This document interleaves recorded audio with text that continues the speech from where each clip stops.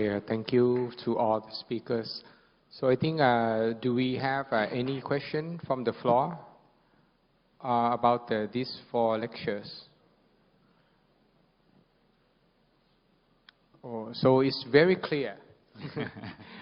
So maybe I maybe ask Dr. Kitchai a little bit. You mentioned about the trochanteric osteotomy, but I think can you make a clarification for the capsulotomy? You did not mention in the lecture. I think you can clarify how you do the capsulotomy. So the capsulotomy is I will do it in C shape.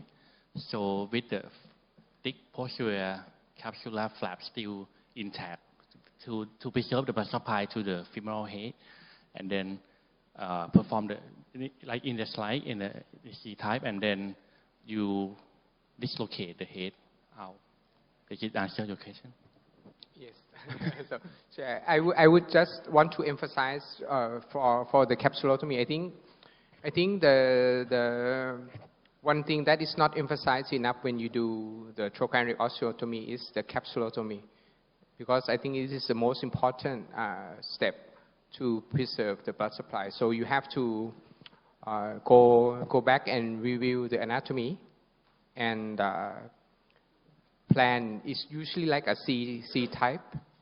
Okay, so you have to do it correctly, because I think osteotomy everybody can do because we are orthopedists. So then the capsulotomy I think is very important. And then also if you have already the wall fracture, so you have to design the capsulotomy according to the fragment also. So then maybe you have a lot of problem. Yes. Okay. Sometimes the wall is already fractured a lot, and then sometimes you can see the head already from the approach without the capsulotomy. So that Dr. had mentioned is very case by case. It's very variable. So we try to preserve the soft tissue or capsule that attach to the fragment, right? Yes. Yeah. Not peel it off and bring it out. Yeah. So for the simple posterior wall, or if the posterior wall have the capsule attached, I don't remove the capsule from the wall at all. So try to put it back without destroying the blood supply. I think this is the most important thing.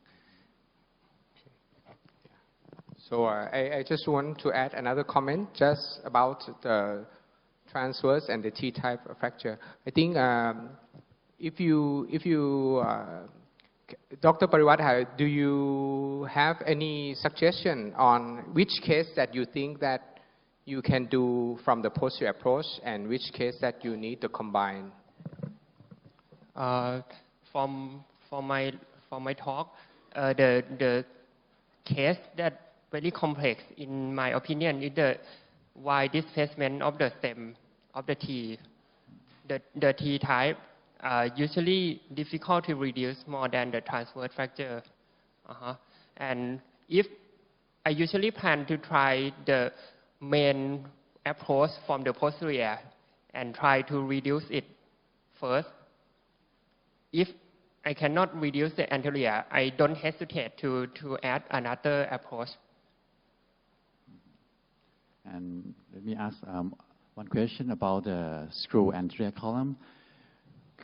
You always can use that big screw at that anterior column, or you may have an option? I will evaluate the CT, the bone corridor for each patient. If the patient have the big corridor, I prefer to use the 6.5 millimeter cannulate screw.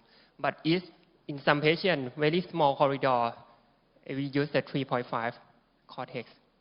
Without any cannulate, right? Yeah.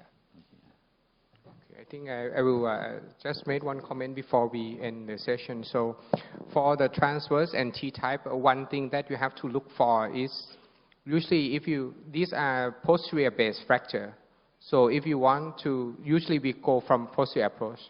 So you look for complicating factors. One thing that we often overlook is the symphyseal disruption, or if you have a segmental in the anterior. Because usually if you go from the back, you want to clamp from the posterior, but it has to have a hinge in front. So if you have a floating of the anterior column, you can never get a good compression from the clamp. You know, and this is, I think, is the most frequent indication for combined approach. But if you have transsexual, I think more and more we do the surgical dislocation because we want to make sure that we have a very good reduction of the joint. So yes, I think thank you everybody for staying. I think this is a very tiring day, but I think we all have gained a lot of good knowledge and experience. So please give a big hand to all the speakers and also to you. Thank you.